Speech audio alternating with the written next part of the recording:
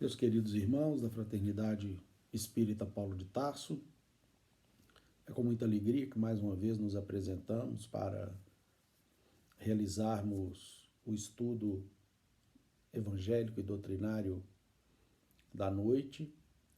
Temos hoje para o nosso estudo do capítulo 13 do Evangelho segundo o Espiritismo, item 17, conjugado com a pergunta 627 do Livro dos Espíritos, que vamos daqui a pouco fazer a leitura.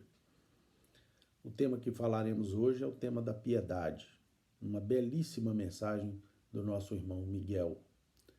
E para iniciarmos os nossos estudos, faremos como sempre, através da oração, a fim de que nós possamos juntos, vocês aí e eu aqui, promovermos uma interação que, confesso para vocês, me ajude a conseguir a intuição, a inspiração necessária, com o auxílio dos amigos espirituais, para que nós possamos vencer as nossas dificuldades e trazer para vocês o ensinamento puro e cristalino que o Evangelho nos traz.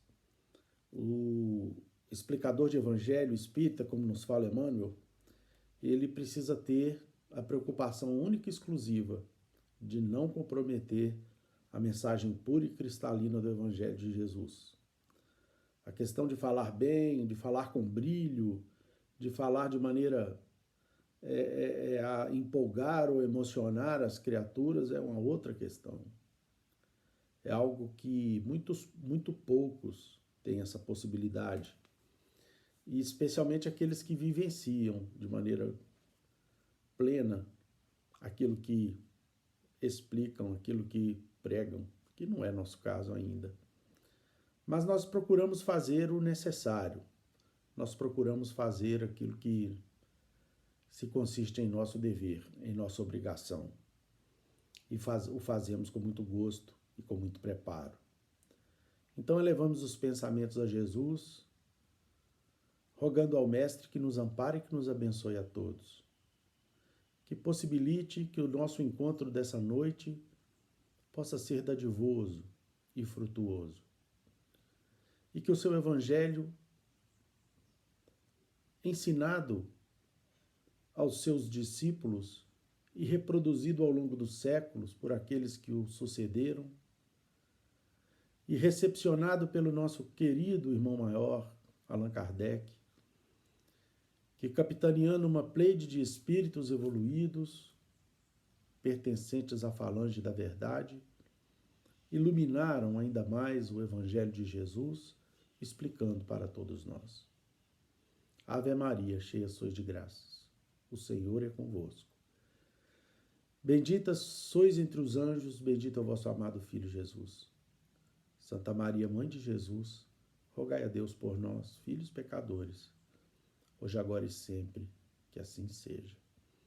E em nome de Deus, de Jesus, nosso Mestre, de Paulo de Tarso, patrono da nossa casa de oração, estudo e trabalho, dos nossos amigos e benfeitores espirituais, em especial Paulo de Tarso, patrono da nossa casa, estamos iniciando os nossos estudos evangélicos e doutrinários na santa e bendita paz do Senhor, que assim seja.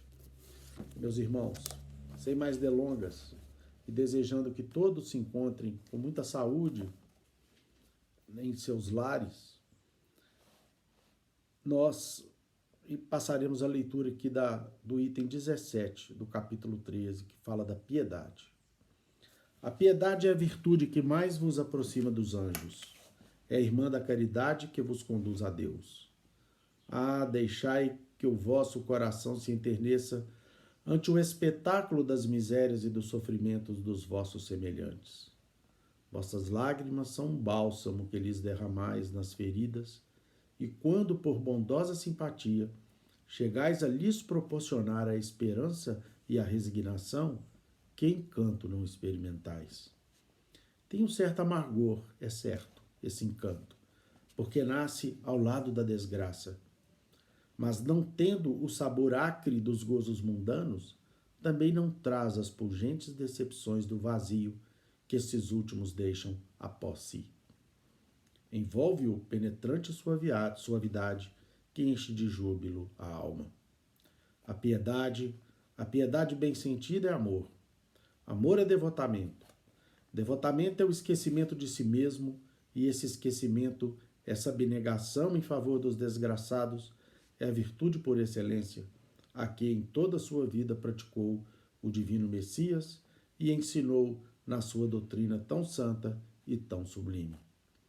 Quando esta doutrina for restabelecida na sua pureza primitiva, quando todos os povos se lhe submeterem, ela tornará feliz a terra, fazendo que reinem aí a concórdia, a paz e o amor. O sentimento mais apropriado a fazer que progridais, domando em vós o egoísmo e o orgulho, aquele que dispõe vossa alma à humildade e à beneficência, ao amor do próximo, é a piedade. Piedade que vos comove até as entranhas, à vista dos sofrimentos de vossos irmãos, que vos impele a lhe estender a mão para socorrê-los e vos arranca lágrimas de simpatia. Nunca, portanto, abafeis nos vossos corações essas emoções celestes. Não procedais como esses egoístas endurecidos que se afastam dos aflitos, porquanto o espetáculo de suas misérias lhes perturbaria por instantes a existência álacre, ou seja, alegre, jovial. Temei conservar-vos indiferentes quando puderdes ser úteis. A tranquilidade comprada à custa de uma indiferença culposa é a tranquilidade do Mar Morto, no fundo de cujas águas se escondem a vasa fétida e a corrupção. Quão longe, no entanto, se acha a piedade de causar o distúrbio e o aborrecimento de que se arreceia o egoísta. Sem dúvida, ao contato das desgraças de outrem, a alma, voltando-se para si mesma, experimenta um confrangimento natural e profundo que põe em vibração todo o ser e o abala penosamente. Grande, porém, é a compensação quando chegais a dar coragem e esperança a um irmão infeliz que se eternece ao aperto de uma mão amiga e cujo olhar, úmido por vezes, de emoção e de reconhecimento, para vós se dirige docemente antes de se fixar no céu em agradecimento por lhe ter enviado um consolo, um amparo. A piedade é o melancólico, mas celeste precursor da caridade, primeira das virtudes que a tem por irmã e cujos benefícios ela prepara e enobrece. Miguel Bordeaux, 1862. Essa lição está conjugada com a questão 627 do Livro dos Espíritos, cuja pergunta foi a seguinte, feita por Kardec. Já que Jesus ensinou as verdadeiras leis de Deus, qual a utilidade do ensino dado pelos Espíritos? Terão eles mais alguma coisa a nos ensinar? Vejamos a resposta. Muitas vezes a palavra de Jesus era alegórica e em forma de parábolas, porque ele falava de acordo com a época e os lugares. Agora, é preciso que a verdade seja inteligível para todos. É necessário explicar e desenvolver aquelas leis, já que pouquíssimos são os que compreendem e menos ainda os que as praticam. Nossa missão é abrir os olhos e os ouvidos de todos para confundir os orgulhosos e desmascarar os hipócritas, que da religião e da virtude só guardam a aparência a fim de ocultarem suas torpezas. O ensino dos Espíritos deve ser claro e sem equívocos, de sorte que ninguém possa alegar ignorância e todos possam julgá-lo e apreciá-lo com a razão. Estamos incumbidos de preparar o reino do bem anunciado por Jesus. Daí a necessidade de que ninguém possa interpretar a lei de Deus ao sabor de suas paixões, nem falsear o sentido de uma lei toda de amor e de caridade. Meus irmãos, minhas irmãs, nós precisamos fazer aqui a conexão entre o que nós estudamos, o que nós lemos há pouco aqui no Evangelho e a questão 627 do Livro dos Espíritos. Quando nós falamos da piedade, quando esse irmão Miguel aqui nos trata da questão da piedade, ele nos traz novos conceitos. Ele nos traz novas orientações. E digo para vocês da importância do estudo dos Espíritos, sequenciando o ensinamento inigualável, inatingível que Jesus nos trouxe, foi exatamente de fazer refluir para a humanidade esses ensinos do Cristo com todo o seu brilho e em toda a sua pureza. É fundamental as instruções que os Espíritos superiores nos trazem, conforme a resposta dada a Allan Kardec à pergunta 627. Porque Jesus falou para uma humanidade diferente desta que nós estamos vivendo. Jesus falou para um povo ignorante, para um povo semibárbaro. E exatamente por isso fez questão de dizer que no futuro mandaria um Consolador, que nos falaria, por exemplo, a respeito da piedade com tanta proficiência e tanto sentimento, de maneira tão superior, de forma tão sublime. E é por isso que nós temos aqui nesse capítulo 13 mensagens do quilate do nosso irmão, por exemplo, Cáritas, que fala sobre a beneficência, que fala sobre a caridade que busca a necessidade onde ela se encontra e de maneira discreta e humilde.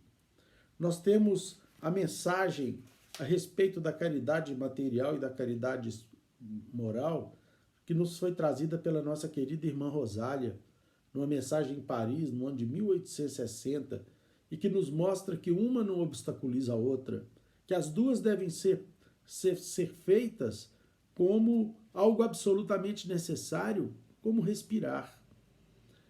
Nos mostra que a caridade moral, ela deve estar presente em todos os olhares de cada um de nós, na capacidade de ouvir, no saber falar, nos gestos e nas nossas mínimas manifestações, nós podemos ser caridosos.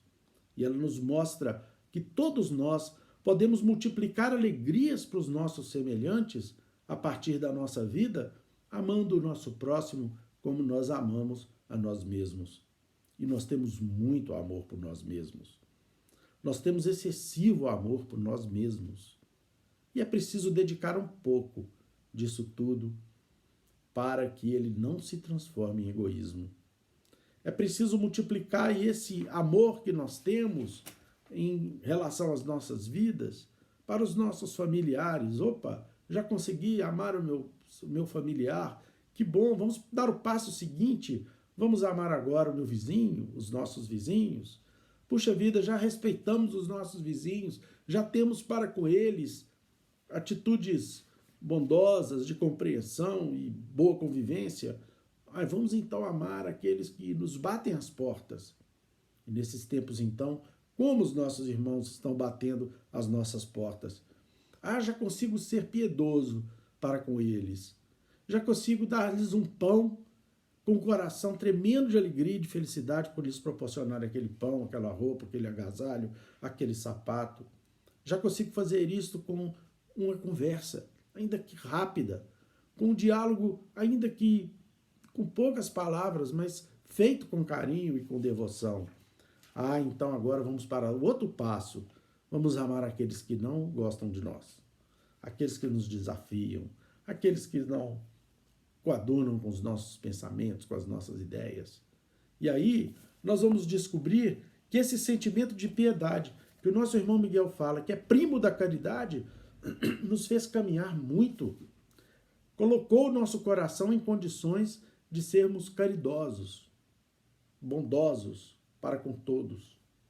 Isso é uma conquista, meus irmãos, que talvez não se dê numa vida apenas, mas que, explicado pela doutrina espírita, nos mostra que é possível nós avançarmos muito nessa existência. É possível nós conquistarmos esses passos, ainda que um de cada vez, nessa mesma vida. É possível que nós exerçamos a piedade sem sair de casa, como nos recomendam as autoridades médicas nesses dias de pandemia, não veiculando o mal, não compactuando das notícias que falam da honra e do comportamento das pessoas, cuja verdade nós sequer sabemos aferir.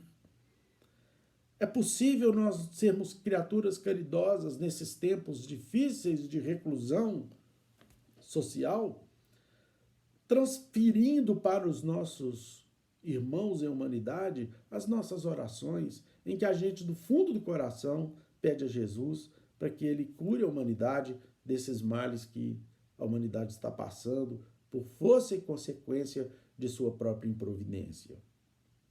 Ah, meus irmãos, a piedade é a virtude que mais nos aproxima dos anjos. Nos fala aqui o nosso irmão Miguel. E Santo Agostinho, um desses espíritos continuadores do Evangelho de Jesus, por isso a importância dos espíritos responderem que sim, os espíritos têm muito a nos ensinar. E Santo Agostinho, que foi um dos pais da igreja, continuador dos ensinos do Cristo, resume numa frase o que é a piedade, quando ele diz: a piedade é a verdadeira sabedoria. Portanto, meus prezados irmãos, nós todos podemos sair da comodidade das nossas vidas e dividir um pouquinho de solidariedade, de um pouquinho de bondade com aqueles irmãos que sofrem. Nós todos podemos sentir esse calor, essa emoção que o ato de ser piedoso induz aos nossos corações. Como diz aqui o Espírito de Miguel, é uma virtude que nasce da necessidade de aplacar um mal. O mal da fome, o mal da necessidade da doença, o mal da necessidade material, o mal que proveniente das desgraças da vida que acontecem com os nossos semelhantes. Aí quando nós estamos lá, sentindo, sendo solidários à tristeza, os males, as decepções, as doenças, as necessidades que os nossos irmãos passam, e com isso nós ficamos tristes de ver que essas coisas ainda acontecem, mas a partir do momento em que nós as ajudamos, dessa tristeza extrai-se o quê? Uma alegria profunda, que nasce do dever cumprido em relação ao próximo, em relação aos nossos irmãos. E digo para vocês que Chico nos ensinou o tempo todo essa prática. Nos deu exemplo nas mais minuciosas situações da sua vida, nas mais corriqueiras situações da sua vida. Vejam só, como essa em que um dia ele se levantou cedo e saiu de charrete para a fazenda onde ele trabalhava, lá em Pedro Leopoldo. Quando no caminho ele encontrou com Flaviano, um amigo seu, que lhe disse: Chico, sabe quem morreu? Ele falou: não sei. O seu Juca, Chico, seu ex-patrão. Ele morreu na miséria, Chico, sem ter nem o que comer. Coitado. Chico tirou do bolso o lenço e enxugou os olhos. A que horas que é o enterro? Creio que não vão enterrá-lo, Chico. Vão enterrá-lo, na verdade, a qualquer momento, como indigente, porque no caixão da prefeitura, isto é, isso é um rabecão. Chico meditou emocionado e pediu: Flaviano, faça-me um favor. Vá à casa onde ele desencarnou e peça para esperarem um pouco. Vou ver se lhe arranjo um caixão, um enterro, ainda que modesto. Flaviano despediu-se e partiu. Chico desceu da charrete e mandou um recado para seu chefe. Recordou seu ex-patrão, figura humilde de bom servidor, que tanto bem lhe fizera. E ali mesmo, no caminho, enviou uma prece a Jesus. Senhor, trata-se do meu ex-patrão, a quem tanto devo, que me socorreu nos momentos mais angustiosos, que me deu emprego com o qual socorri a minha família, que tanto sofreu por minha causa. Que eu lhe pague, Senhor, em menos em parte, a gratidão que lhe devo. Ajude-me, Senhor. E tirando o chapéu da cabeça e virando-o de copa para baixo, à guisa de sacola, foi bater de porta em porta, pedindo uma esmola para comprar um caixão para enterrar o seu extinto amigo. Daí a pouco, toda Pedro Leopoldo sabia do sucedido e estava perplexa, se não comovida, com a atitude do Chico. Seu pai soube e veio ao seu encontro, tentando demovê-lo daquele petitório. Não, meu pai, não posso deixar de pagar tão grande dívida a quem tanto colaborou conosco. Um pobre cego muito conhecido em Pedro Leopoldo, foi inteirado da nobre ação do Chico, a quem estimava. Esbarrou com ele. Por que tanta pressa, Chico? Meu nego, estou pedindo esmolas para enterrar o meu ex-patrão. Seu Juca? Já soube. Coitado. Tão bom. Espere aí então, Chico. Tem aqui algum dinheiro que me deram de esmolas ontem e hoje. E despejou no chapéu do Chico todas as moedas que havia arrecadado até ali. Chico olhou-lhe nos olhos mortos e sem luz. Viu-os cheios de lágrimas. Comoveu-se ainda mais. Obrigado, meu amigo. Que Jesus lhe pague o sacrifício. Comprou com o dinheiro esmolado o caixão. Providenciou o enterro. Acompanhou-o até o cemitério e, já tarde, regressou à casa. Tinha vivido um grande dia. Sentou-se à entrada da porta. Lá dentro, os irmãos e o pai observavam-nos comovidos. Em prece muda, agradeceu a Jesus. Emmanuel lhe apareceu e lhe sorriu. O sorriso de seu bondoso guia já lhe disse tudo. Chico entendeu. Ganhara o dia. Pagara uma dívida e dera de si um testemunho de humildade, de gratidão e de amor ao Divino Mestre. Então, meus irmãos, nós estamos vendo que o Chico conseguiu extrair de um fato tão triste, né, que é a morte, e de uma morte nas circunstâncias em que seu amigo desencarnou, conseguiu extrair a possibilidade de ser humilde, de ser caridoso, benevolente, piedoso, grato. A gratidão é a memória do coração, nos ensina os espíritos. E aí ele, utilizando-se do impulso da gratidão, buscou o seu irmão em humanidade e assim agiu com todos aqueles que lhe se aproximavam do caminho. Esse mesmo cego que lhe deu aquela moeda, certamente é aquele cego que caiu lá da estação de trem e que o Chico foi atendê-lo de dia e conclamou as criaturas e apareceram duas irmãs necessitadas de Pedro Leopoldo que lhe procuraram e lhe ofereceram a possibilidade de trabalharem de noite. Elas eram necessitadas de amor. Elas eram necessitadas de conhecer o amor verdadeiro. E conheceram com a oportunidade que o Chico lhes deu de poderem ajudar aquele cego durante o dia que ele precisava se ausentar para o trabalho. E essas duas irmãs, prostitutas em Pedro Leopoldo, depois de vários meses auxiliando o Chico, quando aquele cego então melhorou e pôde de novo andar, eles se reuniram em prece e aquelas irmãs comunicaram ao Chico que a possibilidade de ajudar o próximo, fundamentalmente, lhes ajudou. E, na realidade, eles ajudaram, né, essas possibilidades. E uma mudou-se para Belo Horizonte, outra virou uma enfermeira, a outra também se casou e foram ser felizes, constituindo uma família sob as bênçãos que a piedade promoveu, transformando suas vidas. Então a piedade, meus irmãos, é transformadora. E quando o nosso irmão Miguel, aqui lá para as tantas, ele diz assim: temei conservar-vos indiferentes quando puderdes ser úteis. A tranquilidade comprada à custa de uma indiferença culposa é a tranquilidade do mar morto, no fundo de cujas águas se esconde a vasa fétida e a corrupção. E eu fui tentar buscar na geografia por que essa comparação com o Mar Morto, né? Aquele local lá do Oriente Médio que está entre Israel e a Jordânia. E aí eu compreendi que, na realidade, essa comparação que o espírito de Miguel faz é exatamente o que acontece naquele ponto geográfico do Oriente Médio. O Rio Jordão, ele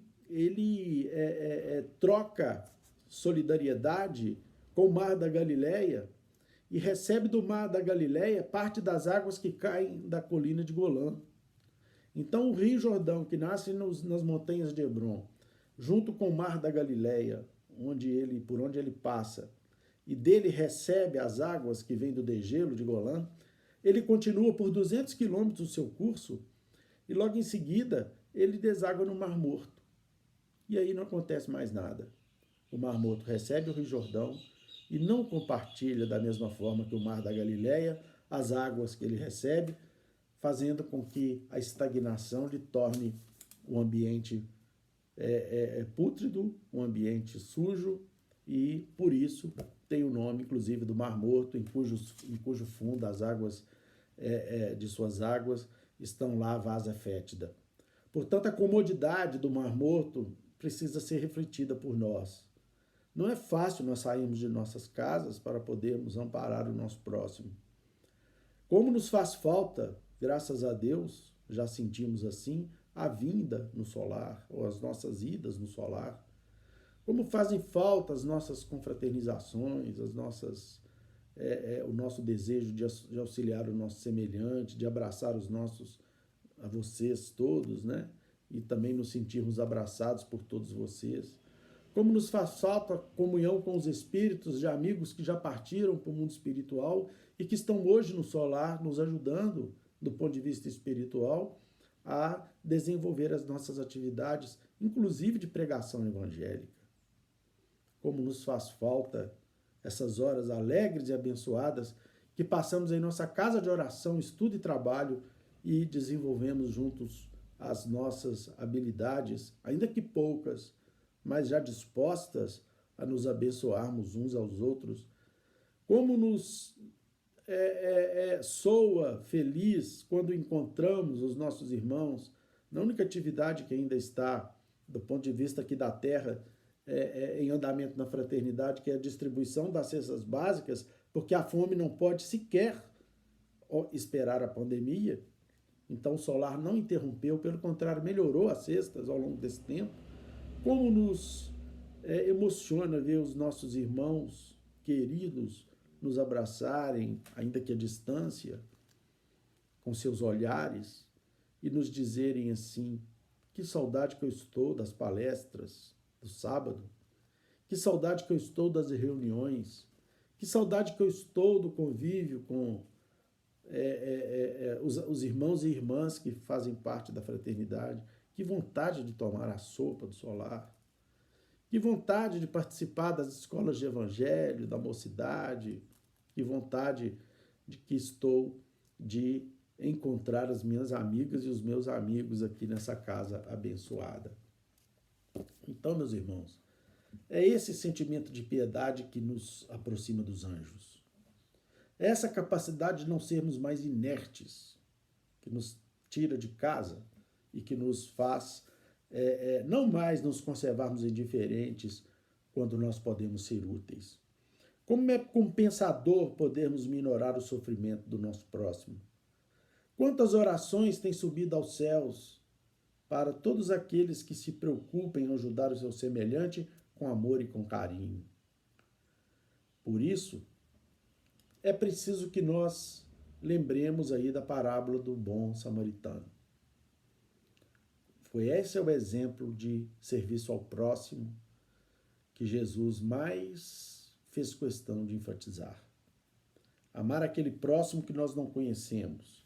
Amar aquele próximo que muitas vezes nós sequer sabemos o nome. E terminando aqui a nossa locução, apagando-lhe as velas, nós lembramos aqui de uma página belíssima da nossa irmã Meimei, que trata de um momento vivido por um cristão, no momento de intensa aflição. Vou fazer a leitura e após a leitura terminarei aqui a minha participação. Encontro marcado.